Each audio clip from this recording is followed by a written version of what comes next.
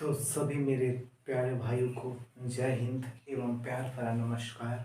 तो कैसे हैं मेरे सभी वॉरियर एवं मेरे भाई एवं मेरे बहनों, जितने भी हमारे यूट्यूब चैनल से जुड़े हैं सभी को तहे दिल से प्रणाम है। और आज हम लोग कल वाले पिछले लेक्चर में देखे थे कि आपका ये बेसिक हिस्ट्री, अभी हम लोग बेसिक हिस्ट्री चल रहे हैं। अभी हम बोले हैं कि एंसेंट मेडिएवल और मॉडर्न का चर्चा नहीं किए हैं हम लोग। एंसेंट और मॉडर्न और मेडिएवल और मॉडर्न का हम लोग चर्चा अभी नहीं किए हैं। अभी हम लोग बेसिक हिस्ट्री देख रहे हैं, उस सबसे पहले वाला चीज़। और हम लोग कुछ कल देखे थे, जैसे पाषाण काल तक हम लोगों ने चल लिया था, और उससे आगे वाला टॉपिक हम लोग आज चलेंगे। तो मेरे प्यारे दोस्त वीडियो को लाइक कर दीजिए, पूरा वीडियो आपको अंत तक देखें और शेयर भी कीजिए। तो चलिए देखते हैं। अब बताइए, हम लोग कल उतना पढ़ लिए थे, अब आगे वाले क्लास में देखिए यहाँ से, ये आपका बेसिक हिस्ट्री पार्ट 2 है। बताइए, कल हम लोगों ने उतना चीज़ देखा, उतना चीज़ याद किया, पढ़ा, और मुझे आशा नहीं, पूरी विश्वास है कि आप लोग पढ़ रहे होंगे, याद हो गया होगा, समझ गया हम। देखिए यहाँ पे, और वहाँ तक पढ़ लिए थे हम लोग पाषाण काल, अब देखेंगे आगे वाले कल। अब बताइए, ये भारतीय पुरातत्व विज्ञान, अब हम लोग भारतीय पुरातत्व विज्ञान का जनक अलेक्जेंडर का निधन कहा जाता है। अब पुरातात्विक संसाधन संसाधन सब मिलेगा, पुरातात्विक कुछ साक्ष्य भी मिलेंगे, वो सब की चर्चा करने से पहले अभी हम थोड़ा सा देखते हैं कि भारतीय भारतीय यानी अपना भारत वाला पूरा तात्विक, मतलब पीछे मिले कुछ कुछ साक्ष्य उनका, विज्ञान, भारतीय पुरातात्विक विज्ञान का जनक अलेक्जेंडर कनिंघम को कहा जाता है। किन्हें? अलेक्जेंडर कनिंघम को कहा जाता है। ये भारतीय पुरातात्विक विज्ञान का जनक अलेक्जेंडर कनिंघम को कहा जाता है, कहा जाता है। यानी भारतीय पुरातात्विक विज्ञान का जनक अलेक्जेंडर कनिंघम को कहा जाता है, और अलेक्जेंडर कनिंघम को कहा जाता है। उसके बाद नंबर 2 में आपका यहाँ सेकंड पॉइंट था कि भारतीय पुरातात्विक, भारतीय पुरातात्विक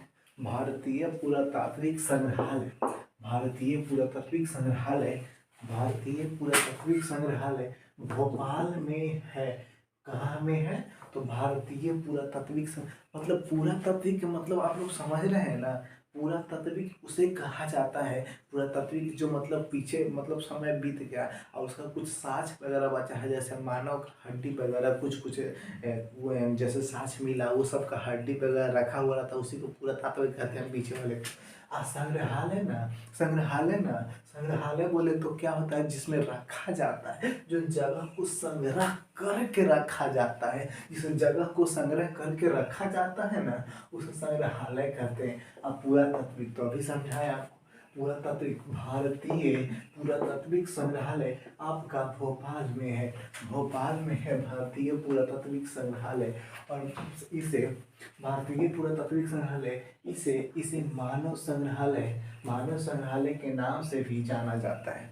इसे मानव संग्रहालय के नाम से भी जाना जाता है, जिसका जब मानव संग्रहालय के नाम से जाना जाता है, जिसका वर्तमान नाम मतलब अभी का नाम, वर्तमान मतलब अभी का नाम, जिसका वर्तमान नाम इंदिरा गांधी मानव संग्रहालय कर दिया गया है। जिसका वर्तमान नाम इंदिरा गांधी मानव संग्रहालय कर दिया गया है।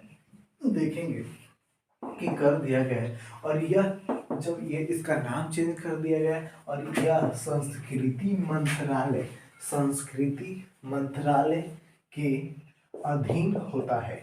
ये आपका संस्कृति मंत्रालय के अधीन होता है, समझ में आ रहा होगा, संस्कृति मंत्रालय के अधीन होता है। उसके बाद एक रॉबर्ट ब्रूस फुट थे, रॉबर्ट ब्रूस फुट ने 1863 ईस्वी में तमिलनाडु के प्लवन, जगह का नाम है प्लवन, तो तमिलनाडु के प्लवरन नामक नामक स्थान से पाषाण काल से मानव खोपड़ी को प्राप्त किए। ये रॉबर्ट ब्रूस फुट है ना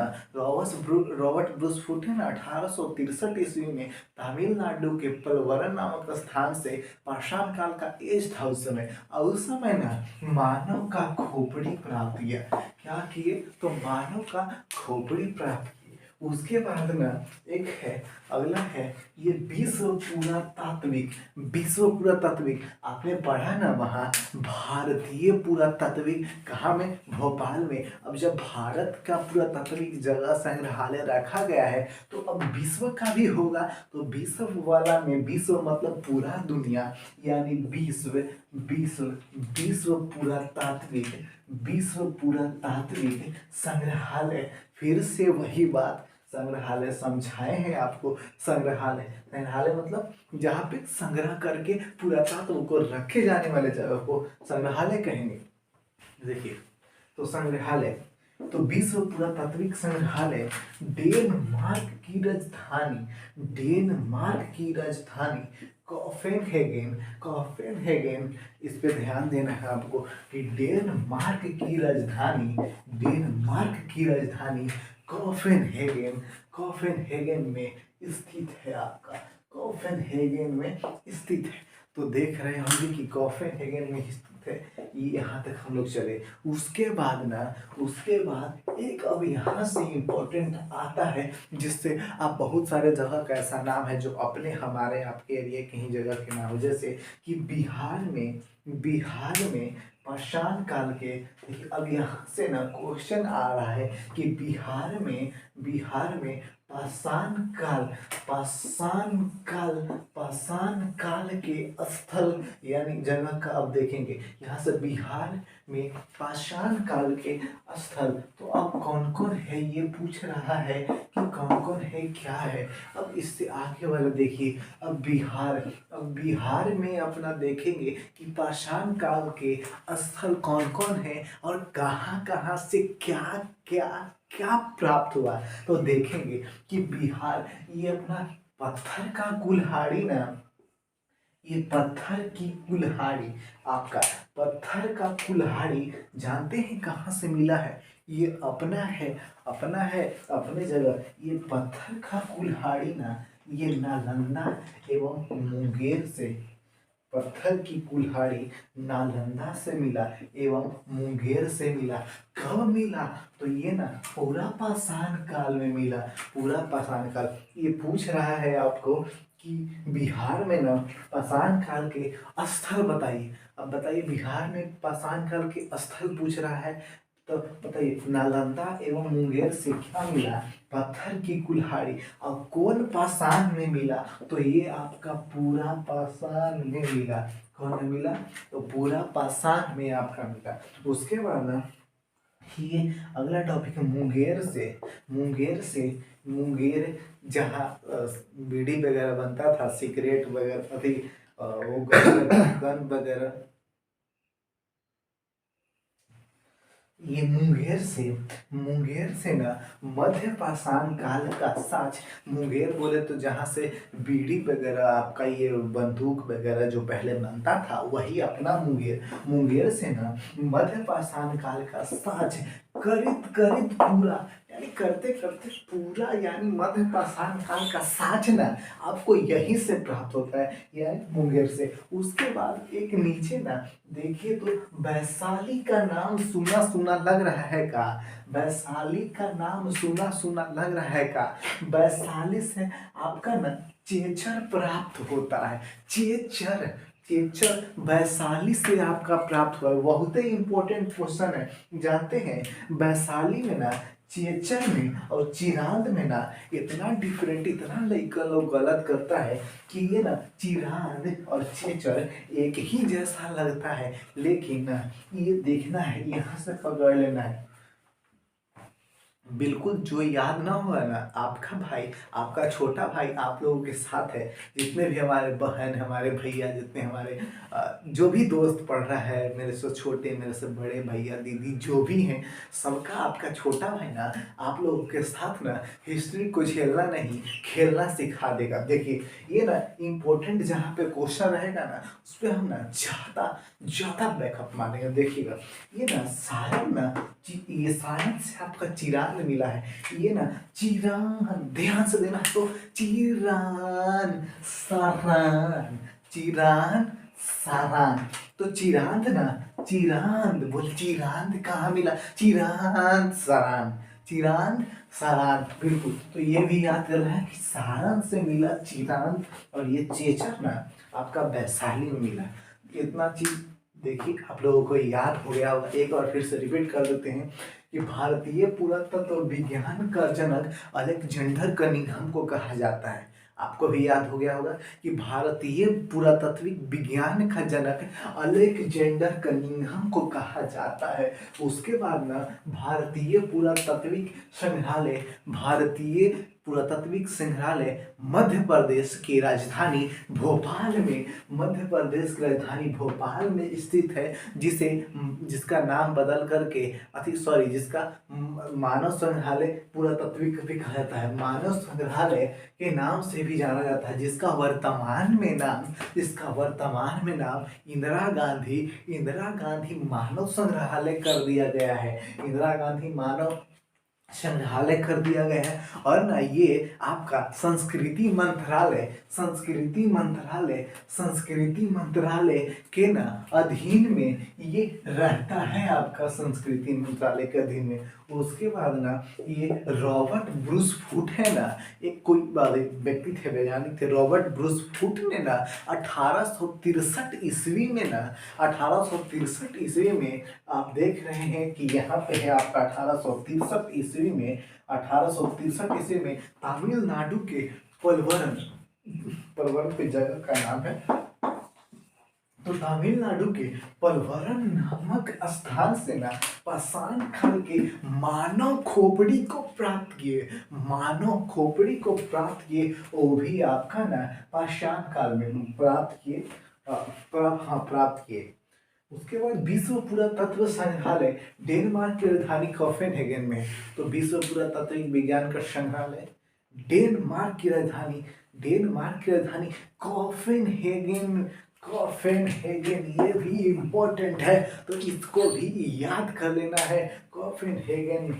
उसके बाद ना पढ़ रहे थे कि बिहार में पाषाण काल के स्थल, तो बिहार में पाषाण काल के स्थल तो ये है पत्थर की कुल्हाड़ी, आपका नालंदा एवं मुंगेर से मिला। और ये आपका पूरा पाषाण काल में मिला, पूरा पाषाण काल में मिला।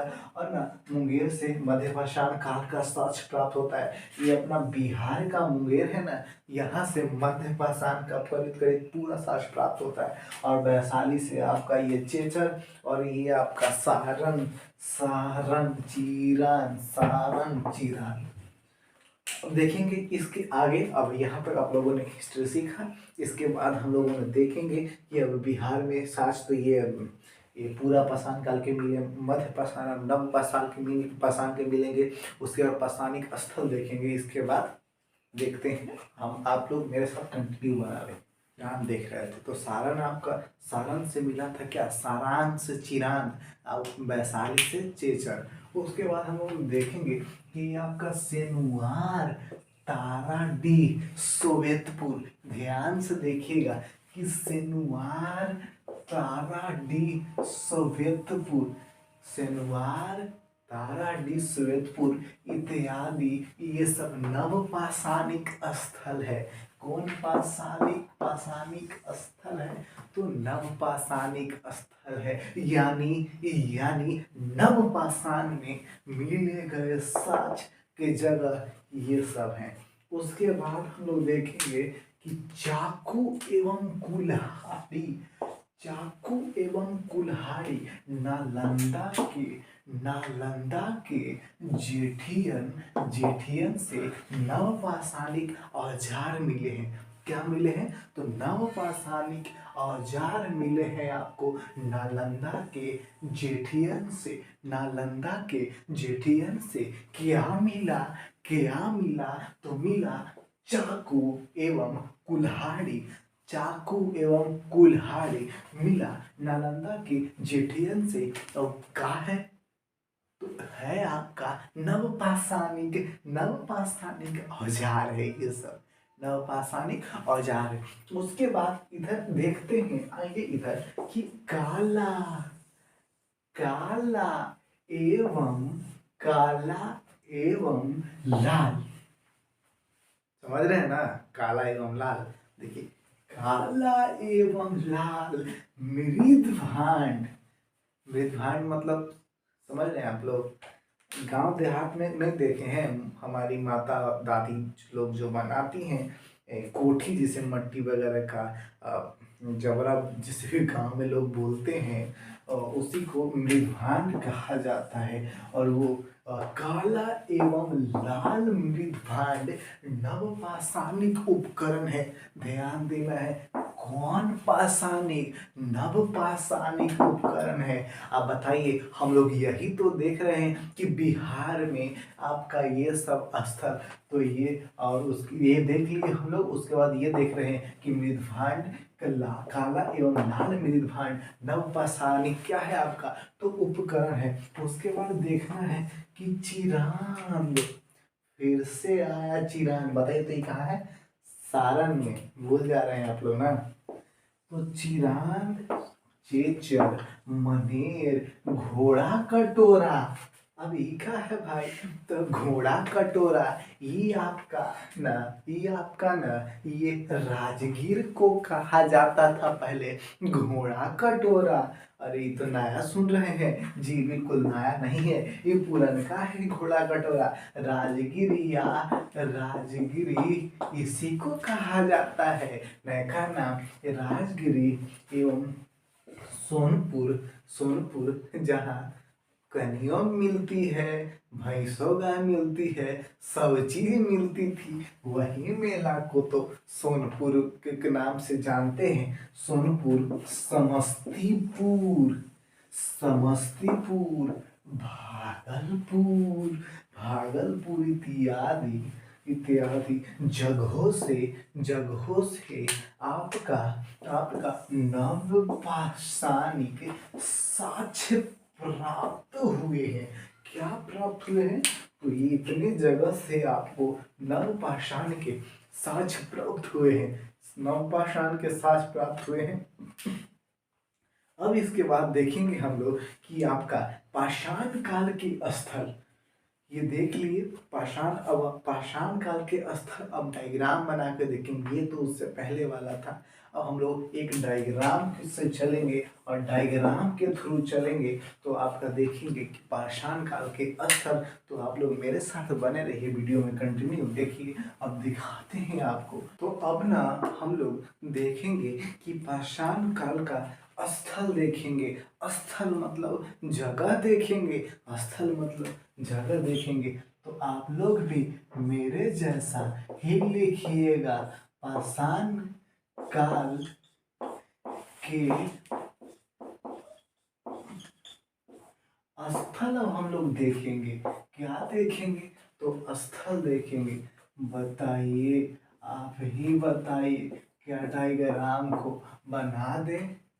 3 भागों में बांटे थे, तो पाषाण काल तो फिर से यहाँ बटेगा ना। पूरा पाषाण काल, मध्य पाषाण काल, फिर से नवपाषाण काल। तो अब ना इसको इसको किस तरीका से ना बांटेंगे देखेंगे। 3 भागों में ये आपका कैसे बढ़ता है। ये आपका ना 3 भाग में बट गया। बताइए, इसको हम 3 भाग में पूरा पूरा पूरा पूरा बांट दे क्या? बांट दे क्या? बांट दे क्या? बांट ही दिए। आपसे बस पूछ रहे थे, क्योंकि ऐसे भी हमको बांटना था। 3 भागों में देखेंगे। अब बताइए, ये पाषाण काल, सबसे पहले पाषाण काल के स्थल के आधार पर इसको बांट रहे हैं। तो बताइए, पाषाण काल ही जब चल रहे हैं पाषाण काल ही चल रहे हैं, तो इसको भी पहले 3 भागों में बांट देते हैं। तो बताइए बटेगा कि नहीं। तो सबसे पहले आपका ये इधर होता है आपका पूरा पाषाण काल। देखिएगा ये आपका होता है पूरा पाषाण काल। उसके बाद ये आपका हो जाता है, क्या होता है साहब, तो देखेंगे कि ये आपका मध्य पाषाण काल हो जाता है। ये मध्य पाषाण काल हो जाता है। अब बताइए इतना आप लोगों को पाषाण काल पढ़ाए हैं, अब आप लोग खुद से ही मन में आ रहा होगा कि बताइए अब ना पूरा पाषाण हो गया, मध्य पाषाण हो गया, तो अब तो क्या बचा है ना, अब नव पाषाण बचा है सर। तो नव पाषाण काल हमने इसमें भी लिख दिया। तो बताइए ये नव पाषाण हो गया, मध्य पाषाण हो गया, नव हम बांट दिए, क्या किए कि तीनों को ना बांट दिए। अब ना देखेंगे इसके बाद इसमें बताइए, इसमें स्थल देखना है तो इसमें नव पाषाण पूरा पाषाण काल में बताएं कि मानव सभ्यता का उत्पत्ति हुआ, उसके बाद ना पाषाण काल पढ़ाएं। बताइए क्या ज्यादा कुछ इसमें मिला, तो ज्यादा कुछ नहीं इसमें मिला, कुछ नहीं मिला इसमें स्थल वगैरह कुछ। लेकिन एक चीज तो मिला ना, वो क्या मिला आपका कि आग का खोज, तो ये आपका इसका सबसे बड़ा इम्पोर्टेंट चीज है। तो आग का इसमें ना आपका खोज मिला, आग का खोज हुआ इसमें पूरा पाषाण में, और कुछ नहीं मिला इसमें। और इसके बाद देखेंगे कि इसमें ना मध्य पाषाण में ना एक मिला, क्या मिला, आदमगढ़। आदमगढ़ ना है आपका एमपी में है। एमपी मतलब मध्य प्रदेश से सामूहिक, आदमगढ़ एमपी से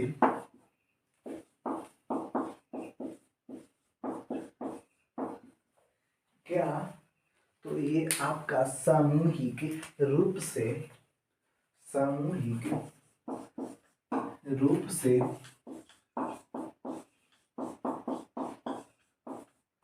जानवर, क्या, तो जानवर। समझ में आ रहा है ना आप लोग कि हम ऐसा ही लिखते जा रहे हैं। क्या आप लोग को, आपको सर समझ में आ रहा है, टेक्निकल सर वाले, टेक्निकल टीम वाले सब समझ रहे हैं ना। आप लोग जब समझ रहे हैं तो बताइए ये लोग क्यों नहीं समझेगा। बताइए क्या बता रहे थे कि जानवर के अवशेष मिले, क्या मिले, जानवर के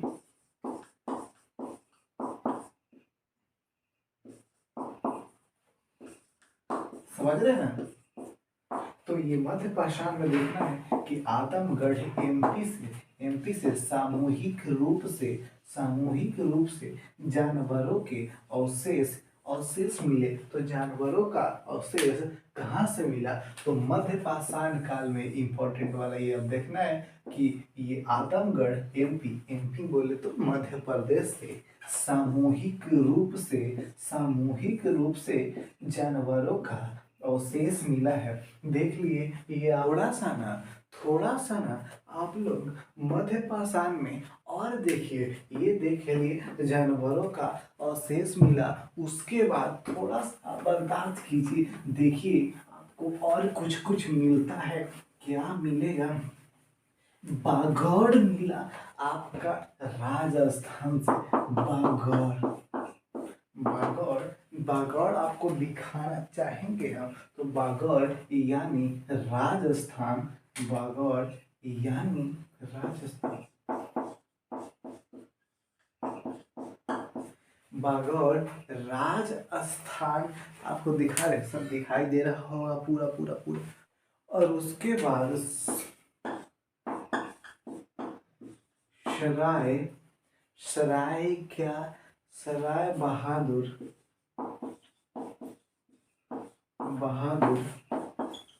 सराय बहादुर राय, क्या, तो सराय बहादुर राय यूपी, क्या, यूपी उत्तर प्रदेश आपका। एमपी से पशुपालन,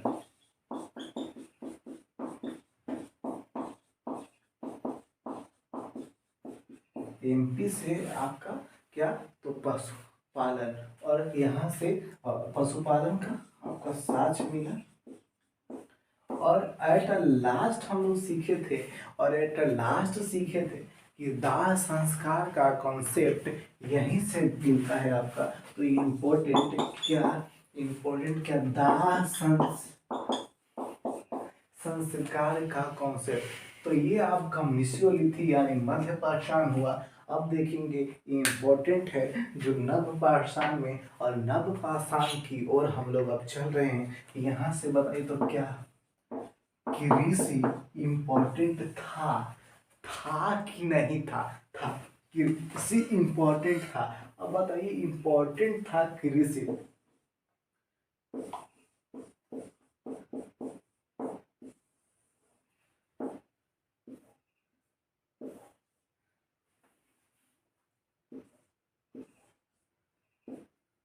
देखिए तो कृषि सबसे पहले यहाँ देखिएगा कि आपको मिला था क्या? जौ। जौ कहाँ से मिला था? तो आपका ईरान से मिला था। जौ मिला था ईरान से। उसके से पहले मानव द्वारा इसको कह सकते हैं कि जौ ईरान से मिला था। यह मानव द्वारा खोजा गया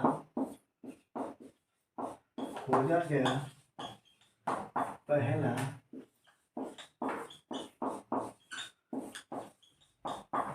अनाज था। क्या था? अनाज था। देखिए हम एक बात और कहना चाहेंगे आप लोगों से कि बहुत मेहनत करके पढ़ाते हैं। अभी आप लोगों को टाइम दिखाएंगे तो स्टूडियो का रिकॉर्डिंग अभी रात का 1:30 बज रहा है और हम स्टूडियो में रिकॉर्डिंग इसलिए कर रहे हैं क्योंकि अगल बगल में आवाज़ बहुत ही ज़्यादा गूंजती है, बहुत ही सारा लाइट प्रॉब्लम है, ये वो सेटअप करने में बहुत ही सारा दिक्कत होता है। और रात में स्टूडियो खाली रहता है, प्लस में आवाज़ वगैरह अच्छा तो साउंड वगैरह भी आ जाता है। इसी कारण हम लोग इस समय वीडियो रिकॉर्ड होता है और बहुत ही मेहनत करते हैं, जग जाते हैं कि इसके बाद वीडियो आप लोग शेयर सब्सक्राइब नहीं करते हैं तो बहुत ही दिल में दुख होता है क्योंकि वीडियो बनाना, उसके बाद एडिटिंग पे चढ़ाना, 6-6 GB 8-8 GB का एक वीडियो होता है, अपलोडिंग करना, टाइम से अपलोड करना। तो प्लीज़ आप लोग ना वीडियो को शेयर सब्सक्राइब लाइक ज़रूर कीजिए और ना पूरा पूरा वीडियो देखिए। कुछ ना आपका छोटा भाई ना कुछ नहीं तो कम से कम ना इतिहास ना झेलना नहीं खेलना इसे ज़रूर सिखा देगा। अब बताइए आप लोग समझ में आ रहा है कि नहीं आ रहा है? आप ही लोग बताइए, हम क्या बताएं? हम तो पढ़ा रहे हैं, हमको लग रहा है आप लोग खूब समझ रहे हैं, लेकिन आप लोग जो कमेंट करते हैं ना उससे ना दुगना जोश आता है। लगता है ना फाड़ देंगे, चीर देंगे, बर्बाद कर देंगे, इतना जोश आता है। आप जिस तरह से अभी प्यार दे रहे हैं आगे भी देते रहिए और वीडियो को शेयर जरूर कीजिए। उसके बाद देखिए गेहूँ, ये गेहूं ना आपको ना गेहूं मेहरगढ़ से मिलता है। कहाँ से? मेहरगढ़ से। गेहूं आपका ना मेहरगढ़ से मिलता है और ये मेहरगढ़ आपका कहाँ पे पड़ता है? तो ये गेहूं आपका मेहरगढ़ से मिलता है और ये आपका पाकिस्तान, वही जो आप लोग का हम लोग का सबका दुश्मन देश नहीं है, पड़ोसी पाकिस्तान, ये मेहरगढ़ से मिला था। तो ये अभी का पाकिस्तान है लेकिन पहले का ये इंडिया ही था। तो गेहूं आपका मिलता है मेहरगढ़ से, पाकिस्तान से। उसके बाद एक और आपको मिलता है चावल। क्या मिलेगा? तो ये चावल मिलता है और ये आपको मिलता है ना कहाँ से? कोल्डिहवा से। कहाँ से मिलेगा? तो ये आपका ना चावल का साज आपको ना कोल्डिहवा से मिलता है और कोल्डिहवा का चावल ये कोल्डिहवा आपको कहाँ पड़ता है? तो ये कोल्डिहवा आपका यूपी में पड़ता है। लेकिन चावल एक जगह आउट से मिला है, वो है ना लहुरा देव से। और लहुरा देव का ना चावल 8000 BC पुराना है। कितना? 8,000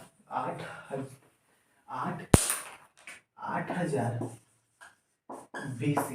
ये आपको पहले ना लहुरा देव में आपका ये मिला।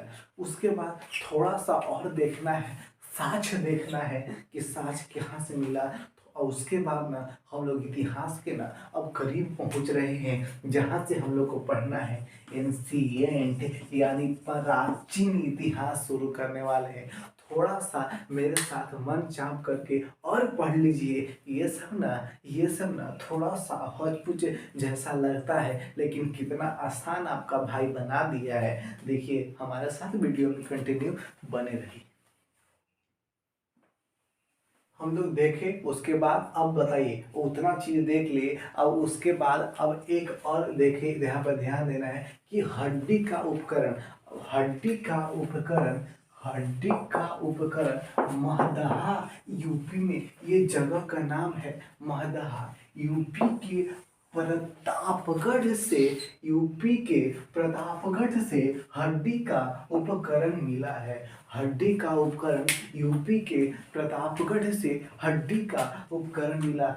एक कब्र में तीन मानव एक कब्र में तीन मानव दफनाया हुआ मिला। यानी एक कब्र में तीन मानव ध्यान से देखना। एक कब्र में तीन मानव कहाँ मिला? तो ये दमदमा कहाँ में है? तो ये दमदमा आपका यूपी में है आपका दमदमा। उसके बाद कंकाल का साक्ष।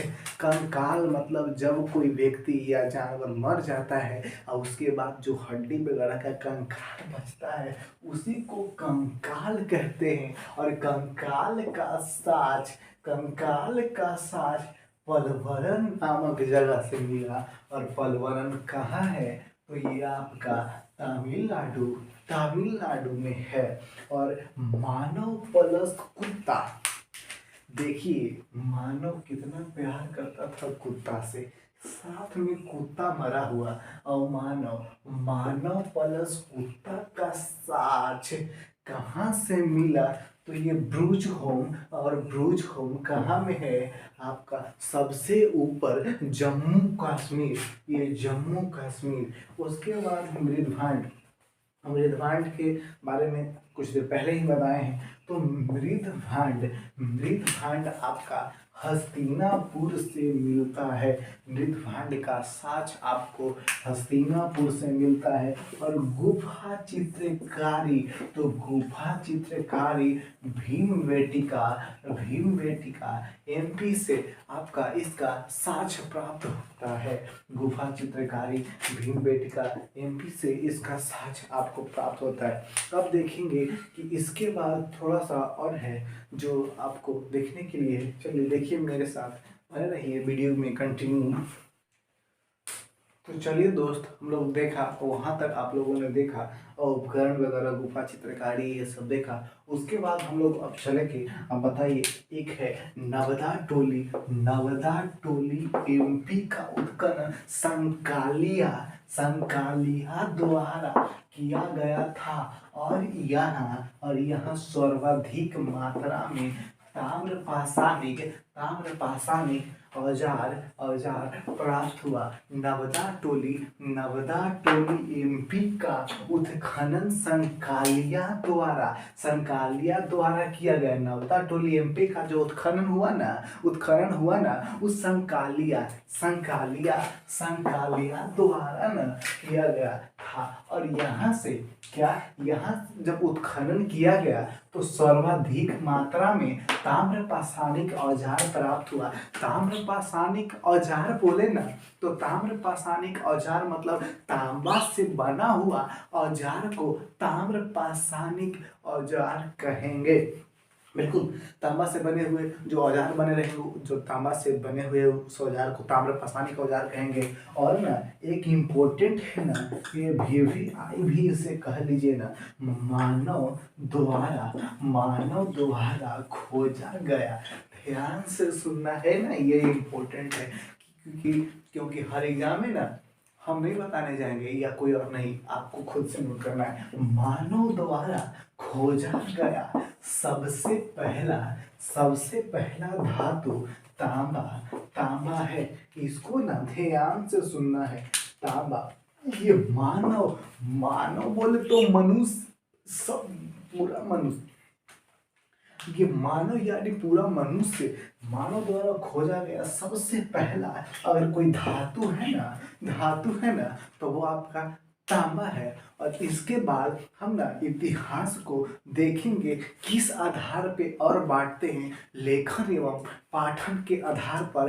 अब इतिहास को 3 भागों में बांटते हैं। लेखन एवं पाठन के आधार पर इतिहास को 3 भागों में बांटते हैं। और मेरे साथ देखिए कैसे बढ़ता है। लेखन लेखन एवं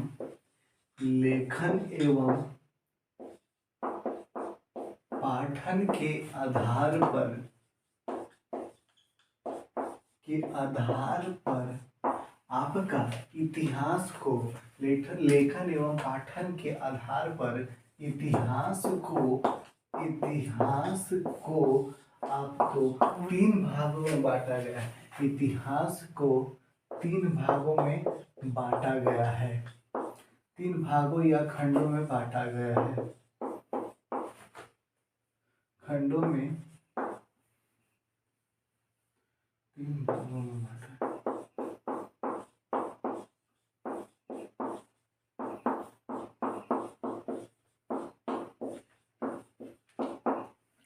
तीन भागों में बांटा गया है। अब देखिएगा इतिहास को हम लोग बांट रहे हैं। इतिहास हिस्ट्री देखना है कि आपको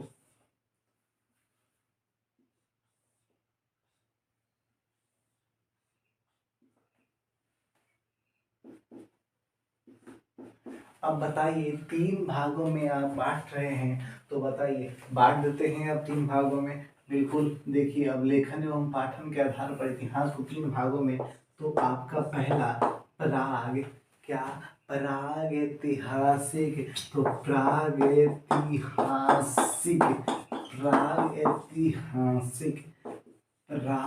ऐतिहासिक को हम लोग इंग्लिश में कहते हैं प्री हिस्टोरिक। कौन हिस्टोरिक, तो प्री हिस्टोरिक देख लिए हम लोग। अब सेकंड वाले पार्ट को हम लोग ना आग्र ऐतिहासिक कहते हैं।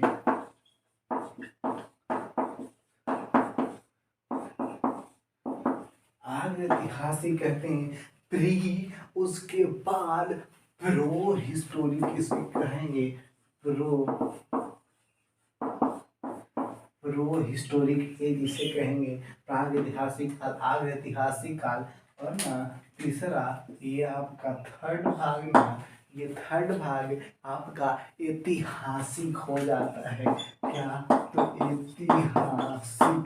ऐतिहासिक। और इसका इंग्लिश आप लोगों को पता होगा क्या, तो ऐतिहासिक का इंग्लिश ही होता है आपका हिस्टोरिक। क्या, हिस्टोरिक। देख लीजिए ना ध्यान से, ये आपका हिस्ट्री को हमने बांटा। और लेखन एवं पाठन के आधार पर हिस्ट्री को हमने 3 भागों में बांटा। लेखन एवं पाठन के आधार पर हिस्ट्री को 3 भागों में बांटा। बिल्कुल बांट दिए। चलिए, लेखन एवं पाठन के आधार पर हिस्ट्री को 3 भागों में बांटे। तो बताइए लेखन एवं पाठन के अति अनुसार बांटे, तो लिखा पढ़ा तो जाएगा क्या, नहीं जाएगा, क्या लिखाया क्या पढ़ाया, ये सब के बारे में तो नहीं जानते हैं। और उसी के बारे में उसी के आधार पर बांटे हैं, तो जानना पड़ेगा। इसमें क्या देखना है कि प्राग ऐतिहासिक में कोई लिखित साक्ष्य आपका प्राप्त नहीं हुआ।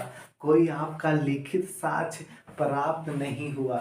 इसमें ये आपका इस एज को ना प्रशांत काल एज में ये हुआ था आपका, ये आपका प्राग ऐतिहासिक। उसके बाद ना यही बस आपका हुआ प्राग ऐतिहासिक में।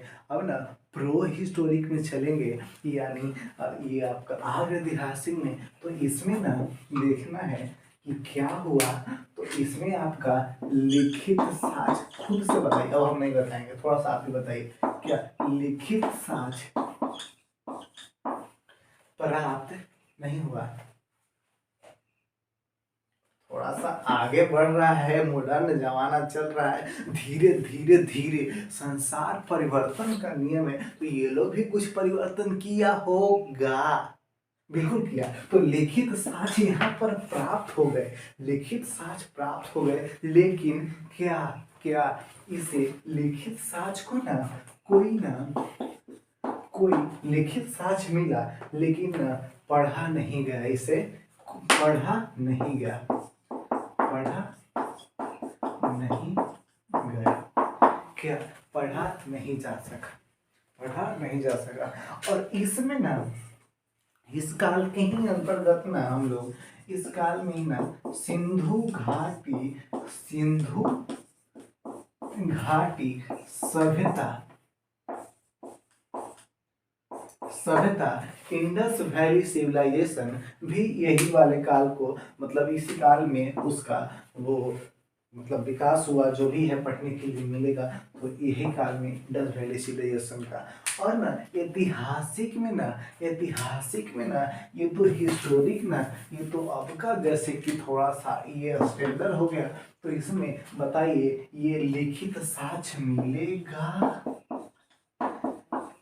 लिखित साक्ष्य मिला, पढ़ा लिखा आपका वो भी हुआ। उसके बाद ना पढ़ा लिखा गया, और जो वैदिक सभ्यता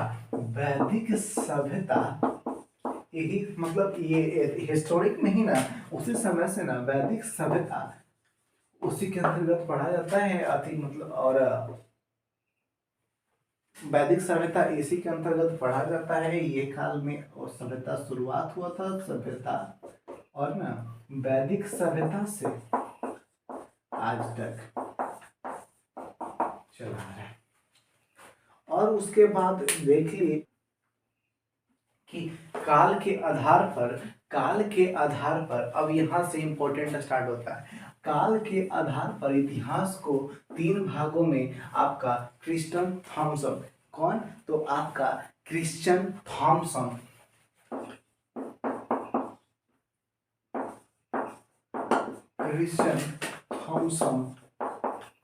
थॉमसन जी ने 3 भागों में इतिहास को आपका बांटा, और ये इतिहास आपका हिस्ट्री जो है मुख्य रूप से जिसके लिए जिस घड़ी का इंतजार कर रहे थे वो वही घड़ी इस समय आया। अब बताइए थॉमसन जी ने बांटा इतिहास को, और 3 भागों में जब बांटा,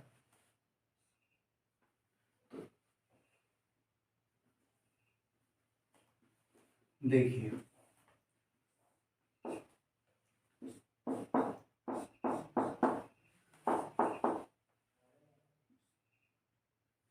तीन भागों में बांटा, तो पहला आपका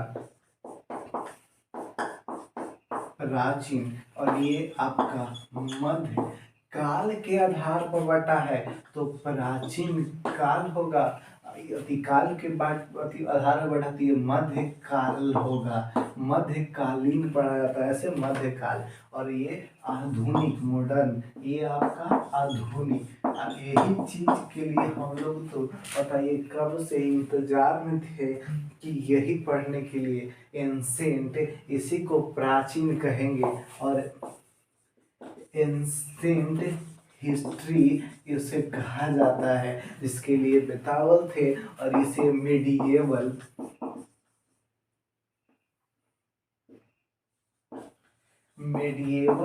हिस्ट्री, और ये आपका मॉडर्न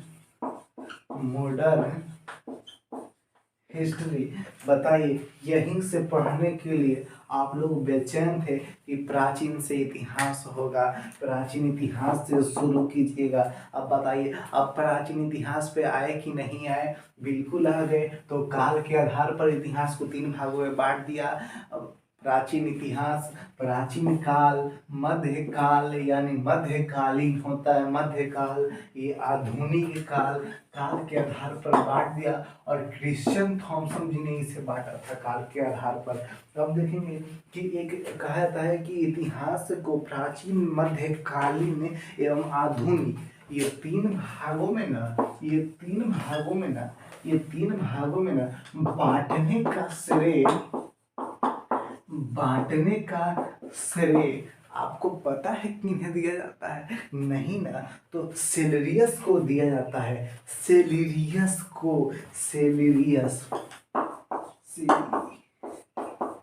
सेलेरियस महाराज को दिया जाता है बांटने का इतिहास। जो इतिहासकार हैं वो इतिहासकार हैं,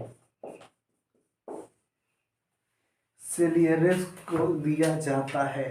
अब बताइए, अब यहाँ से ना आपका ना बेसिक ना समझिए, तो बेसिक आज से जब आपका जो थंबनेल रहेगा यूट्यूब पे, अब बेसिक हट जाएगा ये वीडियो के बाद। अब से हम लोग कल वाले टॉपिक में अगले क्लास में ना हम लोग शुरू करने जाएंगे एकदम जीरो लेवल से। अब शुरुआत करेंगे हम लोग एंसेंट हिस्ट्री, एंसेंट हिस्ट्री यानी प्राचीन इतिहास। और आज भर अब यहीं तक आज की क्लास समाप्त होती है। तो आज से हम लोग अब नेक्स्ट वाले वीडियो में चलेंगे एंसेंट हिस्ट्री यानी प्राचीन इतिहास। तो मुझे आशा नहीं पूर्ण विश्वास है कि सभी दोस्त एवं भाई बहनों को, मेरे जितने बड़े छोटे सभी को हैं, सभी को समझ में आया होगा। और वीडियो को लास्ट तक आप लोग देखें और वीडियो को लाइक शेयर सब्सक्राइब जरूर करें। तो सभी को तहे दिल से धन्यवाद। Love you. जय हिंद, जय भारत।